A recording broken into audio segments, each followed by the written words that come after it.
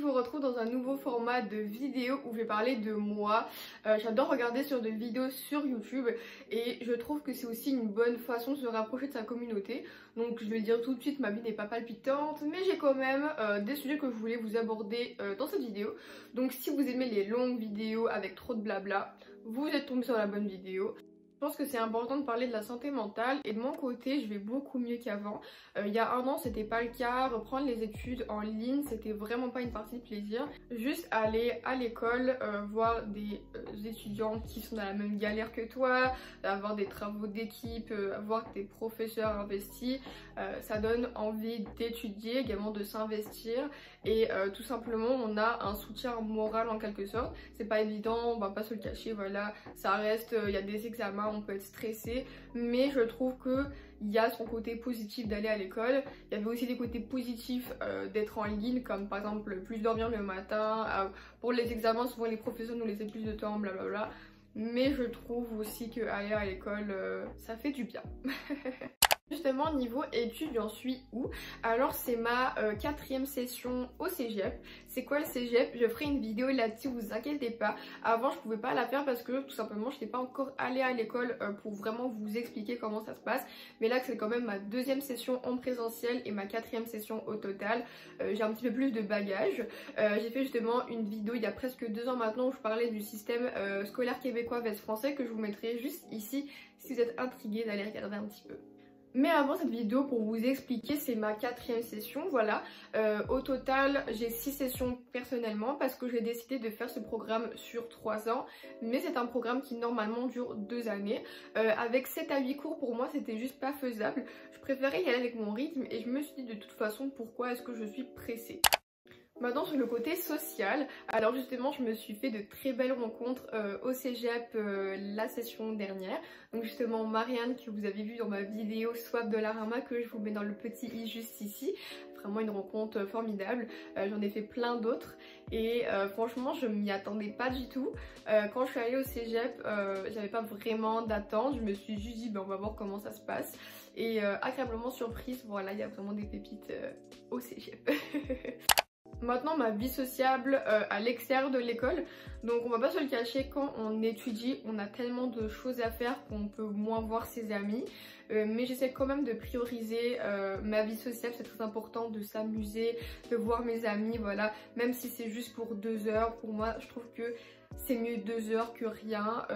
En plus mes amis c'est vraiment des personnes avec qui je partage et avec qui on s'échange nos idées, on peut parler de débats, on peut vraiment juste rigoler, avoir des good vibes ou pourquoi pas filmer des vidéos bientôt. Et justement si on n'a pas le temps de se voir pour s'amuser, on aura toujours l'excuse de se voir à la bibliothèque pour étudier. Donc même si on fait pas la même chose, et ben on se voit et juste voir son ami parfois ça fait une grande différence dans sa journée, en tout cas pour moi. Et ça je pense que c'est tout à fait normal, voilà, de pas voir ses amis tous les jours, mais juste de les voir de temps en temps ça fait du bien. Et moi je l'ai remarqué surtout pendant la pandémie où j'étais beaucoup trop isolée, et ben parfois juste d'aller prendre une marche avec mon ami, qu'on avait le droit, parce que ça m'aidait beaucoup. Je parle de ma vie, donc il va de soi de parler de mon avenir. J'ai pas vraiment d'idée fixe de ce que je voudrais faire à l'université. Une de mes idées serait d'être designer de produits, mais bien sûr à chaque fois je change d'idée, donc je sais pas vraiment où je vais aller. Mais en tout cas je sais juste que mon futur métier j'ai besoin qu'il y ait de la créativité et aussi je peux pas rester dans un bureau H24. J'ai besoin de bouger, j'ai besoin d'être sérieuse mais également de jouer avec ma créativité. Donc un travail assez flexible.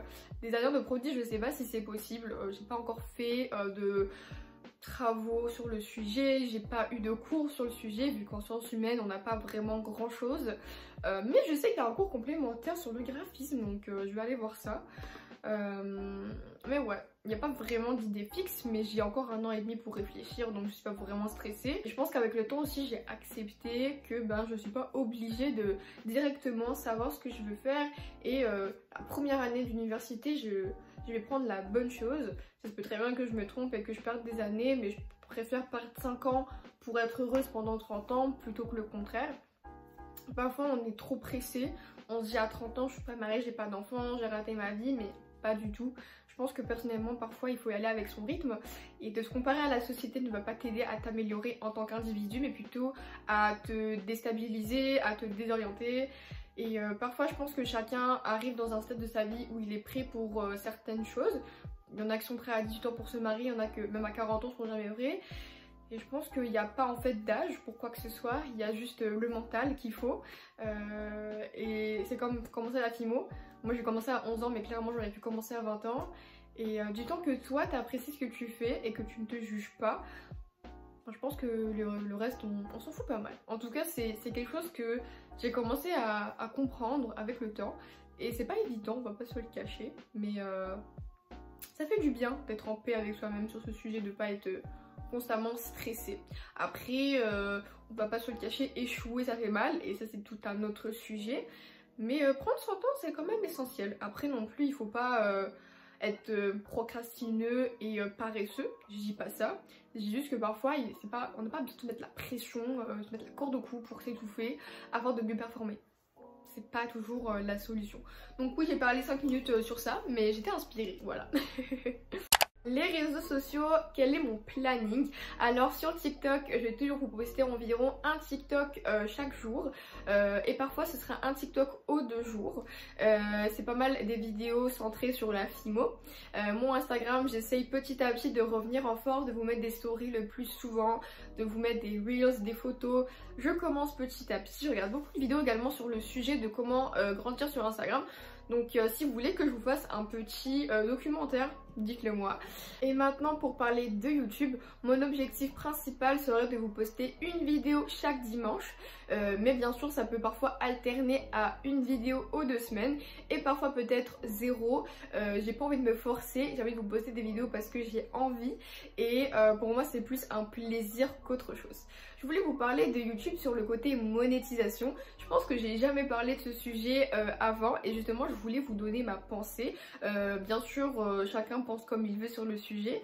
Alors moi ça fait déjà je pense depuis 2014 que je fais des vidéos sur YouTube, mais ça fait même pas un an que j'ai commencé le lifestyle et franchement je peux comprendre pourquoi j'ai jamais vraiment percé en quelque sorte sur YouTube, parce que mon contenu d'avant était pas du tout qualitatif et ne méritait pas du tout une grande audience. Aujourd'hui je trouve que je m'améliore de plus en plus, je découvre tous les jours de nouvelles choses sur le sujet.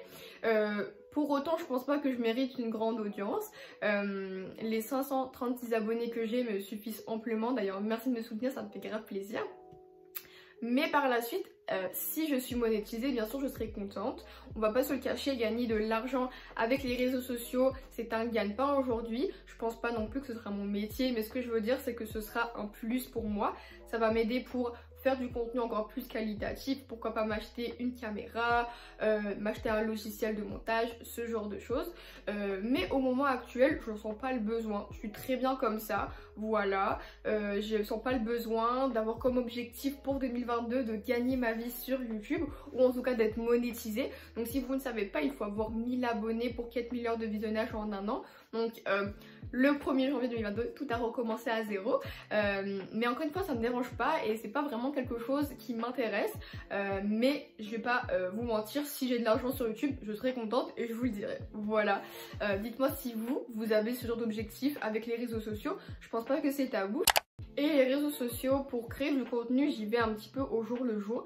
J'essaie de m'organiser mais de pas me mettre la pression. Donc quand j'ai le temps, j'essaie d'en profiter pour faire de la FIMO, mais également pour filmer des TikTok. Si par exemple j'ai une semaine intéressante, je vous ferai un vlog, donc ça ferait un contenu Instagram, pas du tout, un contenu YouTube.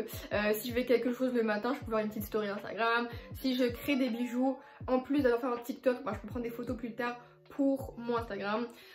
Mon TikTok je peux le rendre en Reels ou inversement, etc, etc. Donc vraiment c'est juste de prendre des petites astuces à droite à gauche pour créer un maximum de contenu.